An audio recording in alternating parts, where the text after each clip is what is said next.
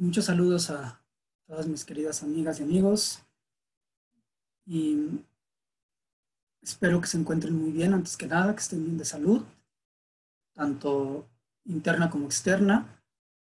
Me da gusto también, sobre todo, ver a las personas con las que puedo ahorita interactuar directamente, que están con sus pantallas habilitadas. Um, Hay algunas cosas que me gustaría comentar con ustedes en relación a todo lo que se está experimentando al coronavirus, a esta enfermedad.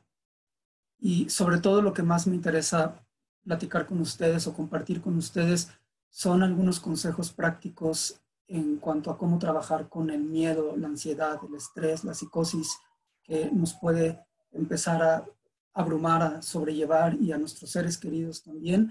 Pues me gustaría pasar unos momentos platicando con ustedes para ver qué herramientas podemos recordar, porque muchas veces las tenemos, y cuáles otras tenemos que tomar en cuenta como para afrontar esta situación de una mejor manera. Obviamente, no me corresponde a mí hablar tanto sobre la situación externa y sobre cómo se está dando de la situación de manera exterior en cuanto a la epidemia y demás, sino básicamente en cuanto a las herramientas que debemos de saber aplicar en todo momento de nuestra vida, particularmente en momentos difíciles.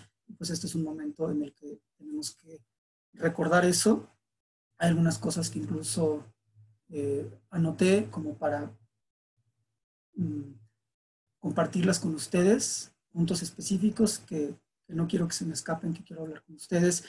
Y lo primero que quiero recordarles es que el miedo no es visto como una aflicción mental en la psicología budista. La definición de aflicción mental es un factor mental que cuando surge, cuando aparece en la mente, nos quita totalmente la paz mental. Y de una u otra manera, no solamente es que sea desagradable, porque el miedo o la tristeza o el estrés o ciertos tipos de ansiedad pueden ser desagradables, pero cuando están trabajando correctamente bajo un mecanismo de protección, no son aflictivos necesariamente. O sea que el término aflictivo no significa que cuando se aparece algo en la mente y causa algo desagradable sea aflictivo. Te puedes sentir triste porque una persona está sufriendo, pero si esa tristeza está acompañada por la compasión, no es una aflicción mental. Entonces, eso es a lo que me refiero cuando digo que en la filosofía o en la psicología budista el miedo no se considera una aflicción mental. ¿Por qué? Porque básicamente es de entrada un mecanismo de protección que no tiene necesariamente una cualidad negativa, al contrario, ¿verdad? El tema de las aflicciones mentales es que en todas sus presentaciones, en todas sus intensidades, en todas las circunstancias, siempre no solamente va a perturbar la mente, sino a traer resultados desafortunados o negativos. El miedo no necesariamente. El miedo puede, como mecanismo de protección, darnos una alerta que nos ayude a sobrevivir. Sin embargo, es muy importante entender que para que podamos decir que es un miedo no aflictivo o un miedo saludable, un miedo um, beneficioso incluso, es cuando realmente esa respuesta de miedo nos está en un instante a lo mejor sacando de una situación difícil, como un animal ponzoñoso que te quiere atacar, o estás a punto de caerte a un precipicio, o viene un autobús directamente hacia ti y en ese momento la reacción de miedo hace que te pongas en una situación segura, pero es algo muy rápido, es algo muy, muy rápido. También es válido cuando el miedo nos da una alerta y a partir de ahí comenzamos a actuar y a solucionar las cosas. Pero tenemos que tomar muy en cuenta que después de que escuchamos al miedo, lo que nos está diciendo, en este caso nos debemos de cuidar, y ya nos empezamos a cuidar, a partir de ese momento, ya seguir viviendo con miedo no es un miedo saludable ni es un miedo beneficioso. El miedo para mí es como un guardaespaldas. Supongamos que nosotros contratamos un guardaespaldas. ¿Sí? Algunos de nosotros contratamos un guardaespaldas. ¿Sí? Pero resulta que algunos de ustedes, por ejemplo Betty que nos ve, que está aquí en pantalla, Betty contrata un muy buen guardaespaldas, un guardaespaldas que le avisa las cosas de manera precisa y correcta y hasta le ayuda a solucionarlas y le indica qué es lo que tiene que hacer, pero solo cuando es necesario y cuando ve que Betty ya está poniendo, ahora sí que las manos en el asunto, cuando ya está haciendo lo que se debe de hacer, el guardaespaldas no la va a seguir molestando. Por ejemplo, Betty va a una zona eh, insegura, va a un lugar que no es muy seguro. El guardaespaldas lo sabe. Entonces el guardaespaldas le va a decir, oye Betty, este lugar no es muy seguro, creo que lo más prudente es que nos salgamos de aquí. En ese momento, Betty escucha a ese guardaespaldas y tiene Betty que regular y decir, a ver, lo que me está diciendo tiene sentido o no.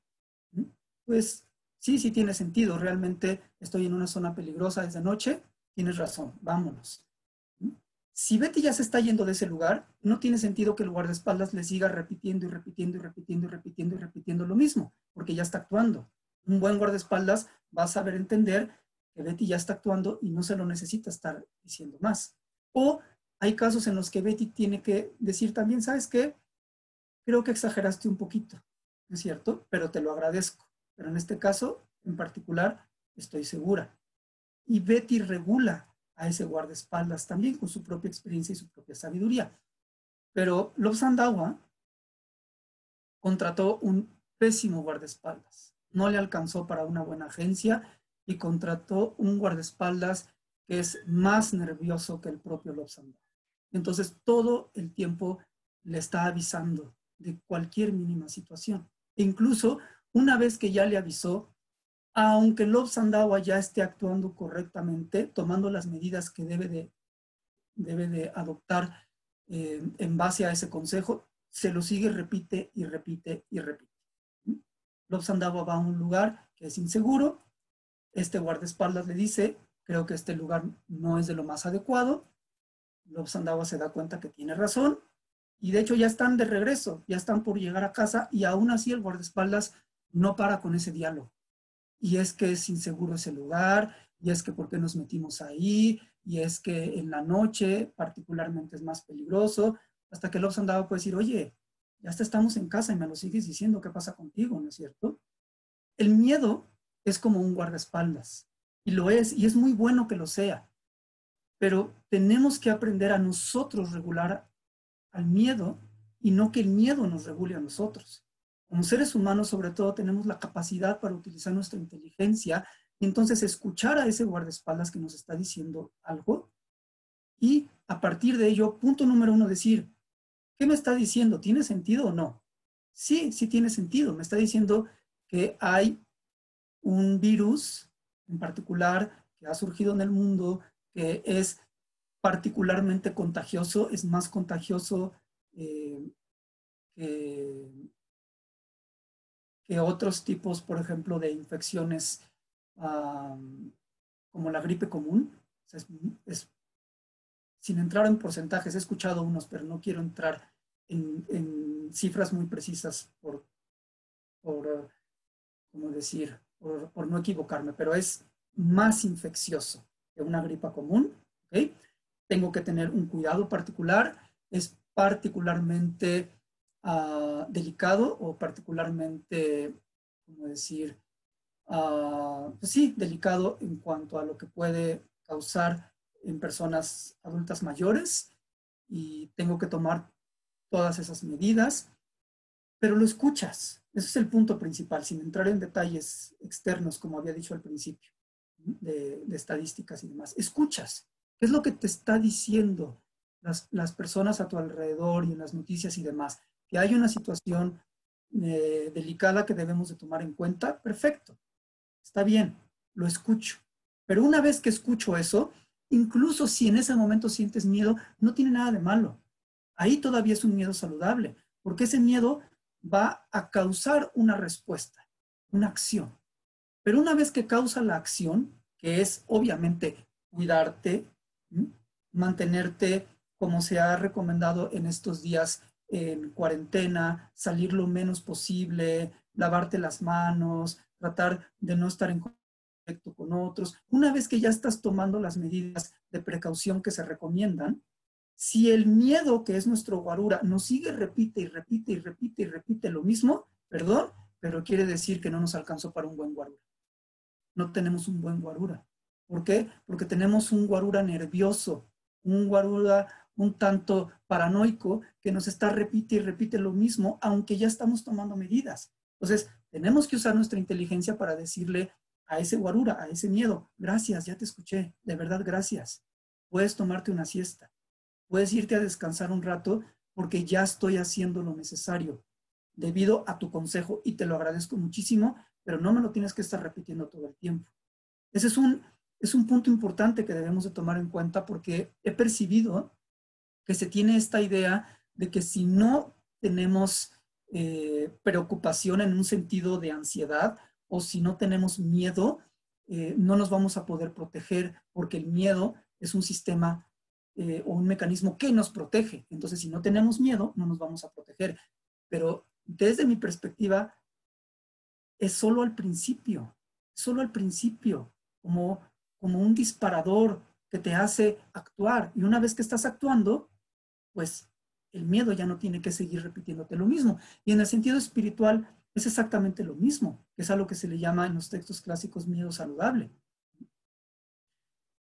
Miedo a renacer, por ejemplo, pongámoslo en el contexto del budismo, miedo a un renacimiento desafortunado, o en el ámbito del catolicismo, miedo a renacer en el infierno, o en el ámbito secular, miedo a ir a la cárcel, te puede ayudar a regular tu conducta, ¿no es cierto? Y en un principio, ese miedo está bien, es un miedo saludable porque impulsa a una conducta más sana para ti y para los demás. Eso no significa que tengas que vivir con miedo durante todo el transcurso de tu vida. Simplemente cuando te das cuenta que si continúas con una conducta de cuerpo, palabra y mente similar a la que has estado llevando hasta ahorita, es muy probable que tengas un mal renacimiento, por así decirlo, o vayas al infierno, o simplemente experimentes sufrimiento, porque tú mismo estás cultivando las causas. Ese miedo a experimentar sufrimiento de cualquier tipo te puede llevar a cambiar. Pero mientras ya lo reconociste y estás totalmente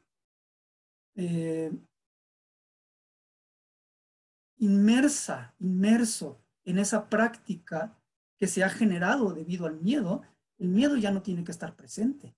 Ya en lo que se está enfocando tu mente y tus acciones es en la práctica para eliminar el miedo, más que vivir con miedo, propiamente dicho.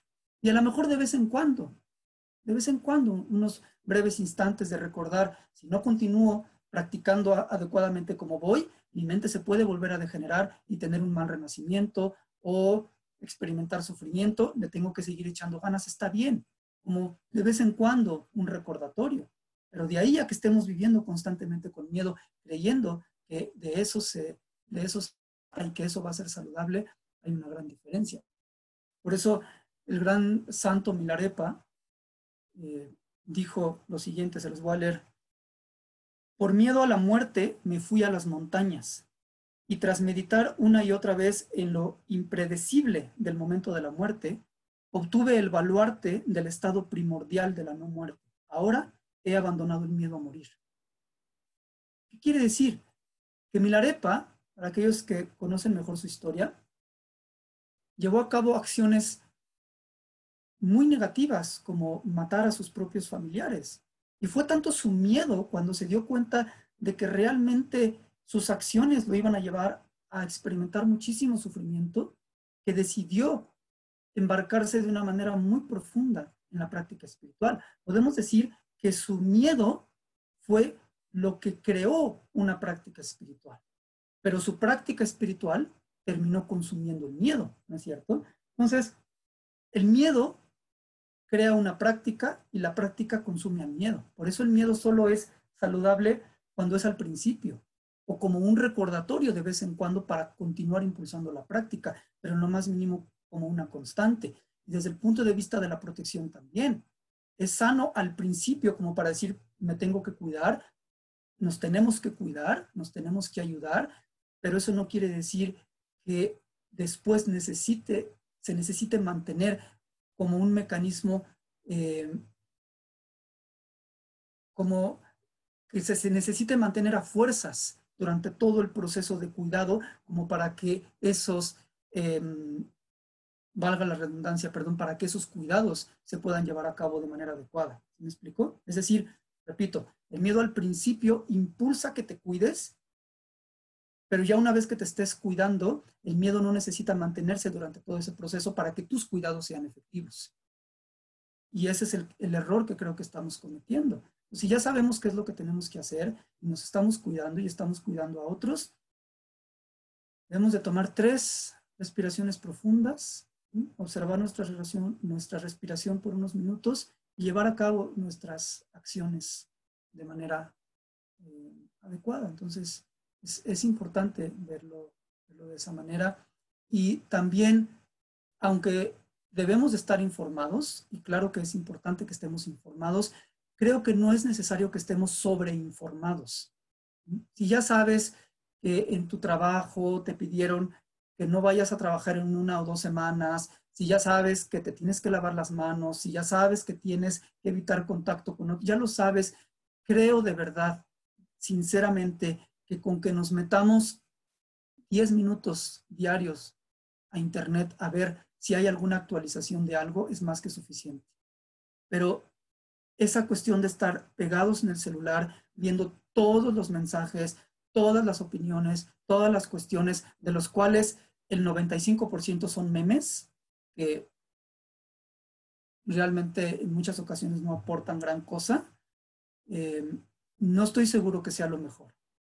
Yo creo que sí hay que estar enterados, hay que estar actualizados, pero con que hagas una actualización un ratito en la mañana y un ratito en la tarde, me parece que es suficiente para mantenernos bien conectados y con conocimiento de lo que está sucediendo y lo que tenemos que hacer, pero fuera de ello tenemos que utilizar nuestro tiempo también para interiorizar, para llenar nuestra mente de calma. Calma no quiere decir no hacer nada. Se malinterpreta mucho lo que es el tema de la paciencia.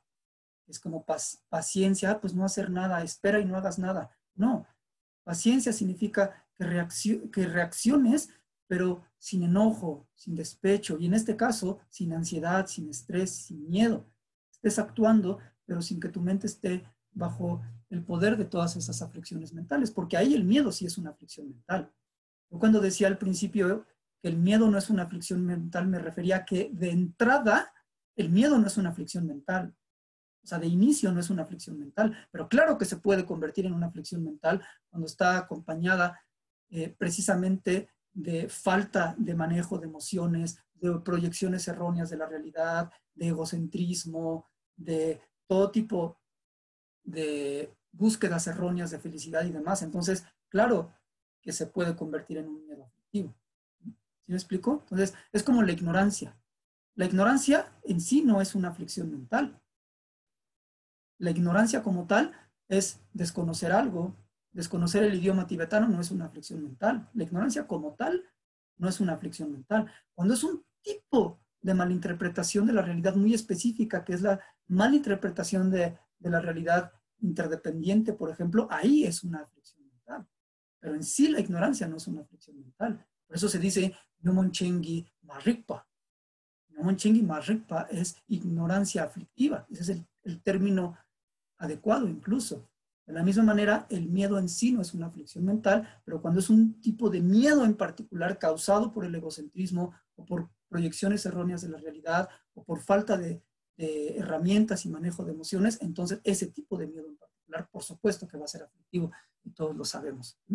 Entonces, es una cuestión muy, muy importante que el hecho de que se aconseje que mantengamos la calma no quiere decir que no hagamos nada, sino que durante nuestros cuidados mantengamos la calma, incluso para poder apoyar mejor a otros y tomemos decisiones más sabias, porque toda decisión que se tome bajo el poder de una aflicción mental, incluidos los miedos aflictivos, van a ser erróneas. Todas las decisiones que se tomen bajo el poder de aflicciones mentales, y en este caso de los tipos de miedo que sí son aflictivos, van a ser erróneas y a largo plazo va a ser peor para todos. Un ejemplo que yo sé que parece chistoso, pero que nos estemos acabando el papel de baño del planeta, porque de verdad, o sea, la gente va y está comprando paquetes, no me refiero a paquetes de 4 rollos, o sea, paquetes de esos enormes que venden en, en grandes almacenes, o sea, se llevan de a 3 o de 4, pero es simplemente una psicosis que incluso puede agravar la situación, ¿no es cierto? Y eso es porque estamos actuando bajo el pánico, no bajo una mente más inteligente. Entonces, particularmente como seres humanos, tenemos que hacer uso de mecanismos que van por encima de instintos muy primarios de supervivencia para que no solo sobrevivamos, sino podamos crear un bienestar mayor para muchos más seres y más a largo plazo. Recuerden que el mecanismo de protección es muy rápido y precisamente de lo que se trata el mecanismo de protección es que no pienses. Un mecanismo de protección se trata de que no pienses, actúas rápidamente, impulsivamente, pero a muy corto plazo. Y muchas veces, aunque a corto plazo pudiera aparentemente tener un beneficio, a largo plazo y para más seres puede traer efectos más desafortunados, como este tipo de situaciones que se están dando, de que se llevan todos los alimentos y se llevan todo el papel de baño, que muchos no entendemos cuál es el vínculo directo. Entonces, mantener la calma, eso es lo que significa. La serenidad es el tratar de pensar de una forma más profunda en qué tenemos que hacer y demás.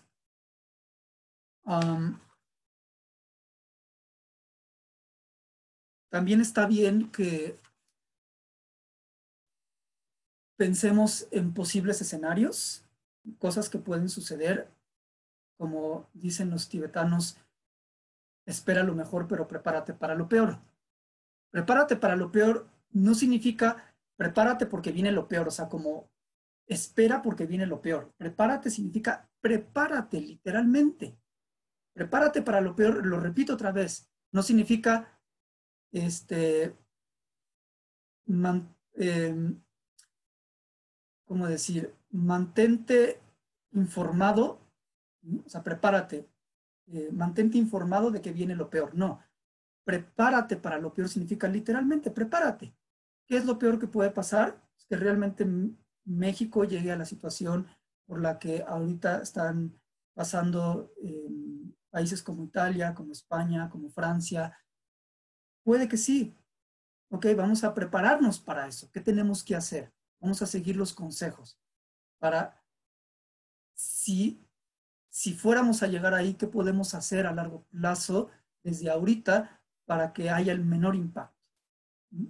Con tranquilidad. Y si resulta que no llegamos a esos niveles, no pasó absolutamente nada, ¿verdad? Te preparaste y al contrario, fue algo bueno tanto externo como internamente. Entonces, sí, esto lo comento porque están empezando a salir todas estas cuestiones de que en unas pocas semanas México va a empezar a experimentar lo de España, lo de Italia y demás. Y en vez de caer en psicosis, lo que tenemos que hacer es, ok, ¿qué tengo que hacer? El que tenga ciertos víveres está bien, pero también tenemos principalmente que pensar en otros. Y para evitar que esto escale a grados mayores, tenemos que no cuidarnos nosotros, luego yo y después yo y mi familia, yo y mis hijos, yo y mi perrijo, yo y mi gatijo. Es cuidarnos todos. Nuestro círculo de compasión de por sí siempre, más ahora se tiene que expandir hacia todos. ¿No es verdad? Entonces, está bien pensar en esos escenarios, pero tampoco quiere decir que los tengamos que traer a la mente una y otra vez con las miles de posibilidades. Simplemente, ok, ahorita tengo que hacer estas cuestiones. Estas 2 semanas son importantes para que estemos en casa, para que no tengamos más contacto, pero tomarlo realmente con serenidad. Y hay un consejo de Shantideva muy importante que seguramente han escuchado muchos de ustedes, que dice, que viene en el Bodhisattva Charyavatara, en el gran texto de entrenamiento mental, involucrándose en la conducta del Bodhisattva, que dice, si la situación se puede corregir, ¿por qué estar triste entonces? Si no se puede corregir, ¿qué caso tiene estar triste? La palabra que aparece en el texto es triste, pero aquí le puedes añadir, puedes intercambiar la palabra que tú quieras. Si la situación se puede corregir, ¿por qué estar ansioso entonces? Si no se puede corregir, ¿qué caso tiene estar ansioso?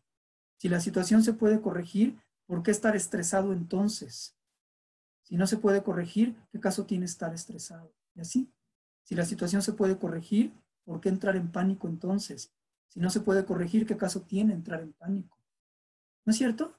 Es un consejo muy simple, pero a la vez increíblemente profundo. Si la situación se puede corregir, entonces ¿para qué entrar en pánico? Mejor respiramos profundamente y tratamos de ver cómo solucionar eso con calma y con tranquilidad. Entrar en pánico va a hacer que tomemos decisiones erróneas y pues bueno, hay muchas otras cosas tal vez que me gustaría abordar con ustedes, pero es curioso que hace tiempo estaba investigando sobre condiciones muy específicas que disparan el miedo, la respuesta de miedo, de una forma muy en particular, a, a diferencia de otras situaciones. Hay como condiciones muy específicas para el miedo y curiosamente esta situación tiene todas las condiciones. Les voy a dar nada más el ejemplo de algunas. Esto es algo que yo ya había investigado desde antes, lo tenía en mis apuntes y todos los puntos que están aquí están presentes en esta situación. Uno, el miedo va a ser mayor o va a ser particularmente grave si sentimos que la situación está fuera de nuestro control, si es algo desconocido, si el peligro se percibe cercano, al creer que nuestros seres queridos pueden ser dañados, cuando la noticia surge de una fuente confiable y cuando sentimos que puede haber un desastre masivo. Son algunos de los ejemplos que son condiciones para un miedo muy particular y todas están presentes en la situación del coronavirus. Entonces, no estoy tratando de decir que la situación no sea delicada y no quiero que nadie lo malinterprete de esa manera. Lo que estoy tratando de decir es que tiene los nutrientes adecuados para incitar el pánico, el miedo, el estrés y la ansiedad. Pero que también hay otras muchas situaciones muy difíciles y muy complejas en el mundo que sin minimizar una u otra, sin decir cuál es más grave o cuál no, también son muy graves y muy delicadas y deberíamos de abordar, ¿no es cierto? Yo sé que esta pandemia la vamos a poder pasar. Yo sé que va a haber pérdidas y no estoy diciendo, no estoy entrando en una estadística de, bueno, las pérdidas pues es un porcentaje, no, pues para aquellos que tienen una pérdida de un ser querido no es un porcentaje, es la pérdida de tu ser querido, ¿me explico? Entonces aquí, por eso es muy importante que no se malentienda esto. Más bien es al revés, que claro que es una situación delicada y claro que es una cuestión que está causando muertes, pero también hay que recordar que hay muchas situaciones delicadas, muchas cuestiones que están causando muertes, muchas cuestiones que después de pasar esta pandemia no las vamos a seguir observando y las vamos a seguir pasando por alto. Y si no aprendemos de estas situaciones para trabajar con nuestras emociones y crecer individualmente y como sociedad, en un sentido profundo,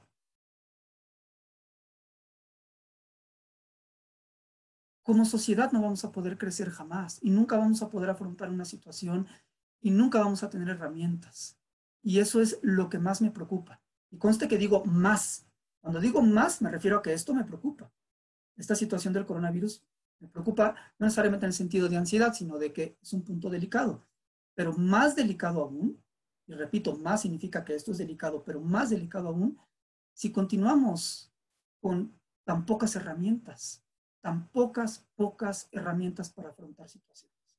Eso es todavía muchísimo más preocupante porque podremos pasar una pandemia, pero la pandemia del apego, la aversión, la ignorancia, la infección que existe en la sociedad de falta de valores humanos y de tanto egocentrismo, si no nos aplicamos, no sé cuándo la vamos a poder pasar, ¿no es cierto? Entonces, esta es una situación complicada, pero que sobre todo nos tiene que hacer despertar a la importancia de ver uno por los demás, de tratar de generar en nuestro corazón estos 4 inconmensurables que muchas veces llevamos a cabo en nuestras prácticas diarias como practicantes budistas, y los que no, pues básicamente es el desarrollo del amor, de la compasión, del gozo y de la ecuanimidad inconmensurables, ¿no es verdad? Y esos 4 pensamientos inconmensurables creo que tienen que ser aplicados en esta y en todas las situaciones de nuestra vida. De otra manera, incluso creo que en un sentido externo va a complicar más las cosas. En un sentido externo va a crear situaciones más complicadas en cuanto a salud y demás, y no decir internamente que no vamos a poder crecer con otros. Entonces, algunos consejos rápidos y prácticos para finalizar esta conversación.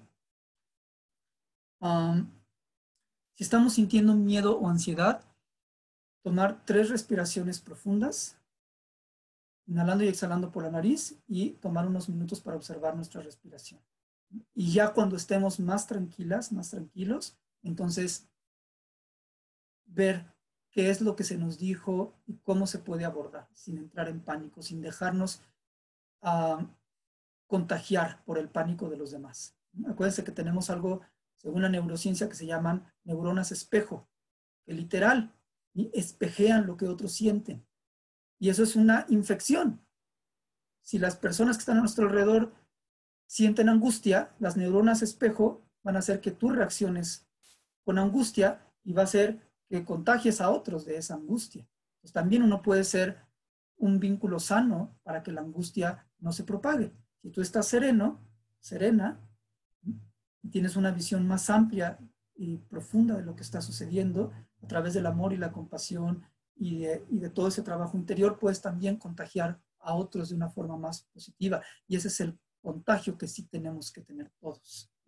Entonces, inhalar y exhalar 3 veces profundamente, serenar nuestra mente a través de un ejercicio, observar la respiración, y ya que estemos más tranquilos, entonces sí, tratar de pensar mejor y abordar la situación, escuchar a ese guardaespaldas, y si ya estamos haciendo lo que nos dijo, decirle gracias, ya estoy tomando medidas, no me lo tienes que estar repitiendo todo el tiempo.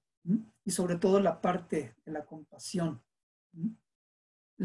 Aquí lo que nos puede destruir más que cualquier virus es el virus del egocentrismo, de yo me voy a proteger a mí, yo voy a ver por mí y por lo mío, yo y lo mío, por mí y por mi familia. Qué bueno que veas por tu familia, no digo que no sea maravilloso, pero ver solo por ti y por tu familia, no solo internamente, sino externamente, puede traer muchas complicaciones.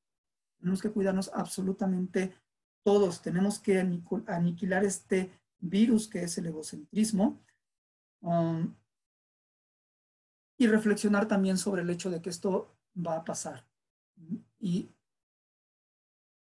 sobre todo de una mejor forma si cada uno de nosotros externamente hace lo que tiene que hacer, pero con una mente en calma y en tranquilidad. Y pues bueno, para todos aquellos que ya tengan herramientas que provengan de su tradición espiritual, como por ejemplo para mis amigas y amigos budistas, aplicarlo. O sea, está bien que tomes vitaminas todos los días, pero la medicina es particularmente para cuando estás enfermo, particularmente para cuando uno está enfermo. De por sí, estamos enfermos siempre, ¿verdad? De aflicciones mentales, de apego, de aversión, de codicia, de celos, de arrogancia, de actitudes físicas y verbales que son inadecuadas. De por sí siempre hay que tomar medicina porque tenemos un grado de enfermedad. Pero si ahorita particularmente hay miedo, hay una ansiedad, hay una psicosis, hay un estrés muy agudo, con mayor razón es el momento para tomarnos la medicina de la espiritualidad, del Dharma o de las herramientas que tenemos. Es más importante que nunca. Y pues bueno, sin entrar en mucho detalle de explicación de las prácticas que aconsejan también nuestros maestros, sobre todo para aquellos que son budistas, nada más les voy a decir brevemente en dónde las pueden encontrar. Su Santidad el Dalai Lama recomienda la recitación del mantra de Tara verde. Ahorita les voy a decir dónde está, no se preocupen.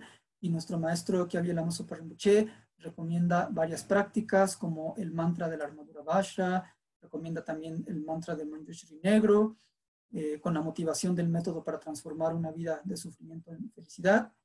También recomienda la oración para liberar a los sakyas de la enfermedad que compuso el Mahasiddha Tangtung Gyalpo, y esta también la recomendó su santidad el Karmapa Ujinchine Dorje. También Lama Zopa Rinpoche recomienda por encima de todo la práctica de la bodhicitta, la práctica de la compasión más elevada que busca liberar a todos los seres del sufrimiento. Y para ello busca el despertar completo, que le permita lograr eso a través de la práctica de Tonglen, en la cual pues tomas el sufrimiento de todos aquellos que están experimentando el coronavirus y cualquier padecimiento, cualquier sufrimiento, como si fuera, por ejemplo, humo negro. Al inhalar, tomas toda esa enfermedad de los demás y todo el sufrimiento de los demás como si fuera humo negro que va directo al centro de tu corazón, ¿sí? Donde está tu egocentrismo representado por una piedra dura, es el egocentrismo. Ese humo negro, como estás tomando el sufrimiento de los demás, que es una práctica de compasión, aniquila esa piedra, la destruye, la deshace. Entonces surge totalmente la compasión. Y de esa compasión das toda la salud, todo el bienestar, medicinas, cuidados y felicidad en todos los niveles para todos los innumerables seres. Eso lo puedes hacer incluso con la exhalación. Entonces, cuando inhalas, tomas el sufrimiento de otros y cuando exhalas, les regresas felicidad. Para aquellos que se preocupen de que eso les puede dañar, porque hay muchas teorías en Occidente de que cómo vas a tomar el sufrimiento de otros, te va a dañar, piensen que es una planta de reciclaje. ¿Sí? Y aquí hay una planta de reciclaje donde al inhalar toman todo el sufrimiento, destruye el egocentrismo, entonces en esta planta de reciclaje todo ese sufrimiento se recicla en bienestar y en felicidad, ¿sí? Y la regresan a los demás. Entonces a ustedes no les afecta, son una planta de reciclaje nada más. Están trayendo todo el sufrimiento, lo reciclan en felicidad y se lo regresan a otros. Y es una práctica muy profunda. Todo esto lo pueden encontrar en español en la página web del centro de la FPMT que está en Valencia, que es nagaryunavalencia.com. Nagaryuna, Yuna se escribe con J, Nagar es con G, Naga es con G, pero Yuna, aunque se escucha con Y, se escribe con J, nagaryunavalencia.com. Ahí están las prácticas traducidas al español y hay algunos comentarios de Geshe Lamsan, que es el maestro residente del centro Nagarjuna Valencia. Y también hay una práctica recomendada por Kyabi Lama Zopa Rinpoche que se llama la oración de Chuyo Kotsampa. Es un gran maestro de la tradición Kagyu. Esa no está traducida al español ahí, pero la encuentran en su versión en inglés en lamayeshe.com, que es la página de Lama Yeshe Wisdom Archives. Lama Yeshe Wisdom Archive, que son los archivos de sabiduría de Lama Yeshe, es más o menos la traducción al español. Pues así está, en esa página lamayeshe.com. Ahí en la búsqueda, en la pestaña de búsqueda, le pueden poner coronavirus y ya los manda a esos consejos para que los puedan encontrar. Y todo lo demás, como les digo, están en español en la página de Nagarjuna Valencia. Y de los mantras, porque luego me he dado cuenta que los alumnos se preocupan mucho de cómo se tienen que recitar. Así tal cual se leen, se recitan. Así como los vean escritos, traten de recitarlos tal cual los están leyendo, los van a recitar lo más cercano posible. Y si fuera que no, la motivación es lo más importante, recitarlos con un buen corazón. Y para aquellos que no sean practicantes budistas, esta práctica de Tonglen es muy, muy, muy poderosa y sobre todo mantener, o sea, a lo que me refiero, para los que no sean budistas, muchas de las prácticas a lo mejor sí son muy específicas para budistas, pero la práctica de Tonglen la pueden practicar tanto budistas o personas que no lo son, como lo explicaba ahorita, simplemente como una planta de reciclaje que está reciclando todo ese sufrimiento de los demás. Entonces, alguna de las cosas que quería comentar con ustedes, espero que sea de beneficio. Cuídense mucho, sigan las indicaciones para evitar contagios, pero en serenidad, por favor. Y en mi opinión, No es necesario estar sobreinformado, sí informado, pero no sobreinformado. Tomen momentos al día, si no van a salir, para meditar, para leer, para relajarse también, para cuidar su mente. Si no cuidamos nuestra mente, no vamos a poder estar bien y ayudar a otros. Por favor, les pido con mis manos unidas. Y no solo pidamos, sino trabajemos para que podamos pasar esta crisis y pues todas nuestras prácticas dedicarlas para el beneficio, bienestar de todos los innumerables seres sintientes. Muchas gracias.